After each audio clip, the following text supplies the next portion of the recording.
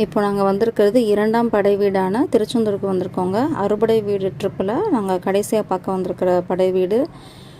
ரொம்ப ரொம்ப ரொம்ப ரொம்ப கூட்டங்க. போன பௌர்ணமியை விட இந்த பௌர்ணமிக்கு வந்துட்டு பயங்கர கூட்டம். இருந்தாலும் வந்துட்டு என்ன பிள்ளையார்கிட்டேயே கூட்டம் ஆரம்பிச்சிருச்சு. 100 ரூபாய் டிக்கெட் வரிசை ஆரம்பிச்சிருச்சு.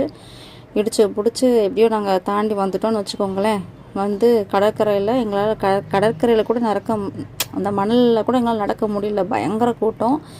கடற்கரை ஓரமாகவே இந்த தண்ணியிலேயே நாங்கள் நடந்து வந்தோம். அங்கே விளாண்டுட்டு இருக்க குழந்தைகள்லாம் வேடிக்கை பார்த்துட்டே வந்து ஒரு இடத்த பிடிச்சி உட்காந்து செட்டில் பண்ணிட்டோம்.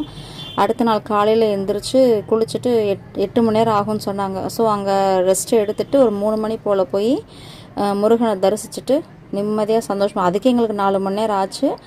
நிம்மதியாக சந்தோஷமாக திருப்தியாக அவரை கும்பிட்டுட்டு ஒரு வேண்டுதலை போட்டுட்டு அறுபடை வீடு நாங்கள் திருப்திகரமாக கும்பிட்டு முடித்தோம். நன்றியை செலுத்திட்டு நாங்கள் வீட்டுக்கு கிளம்பிட்டோம். Tata, bye bye.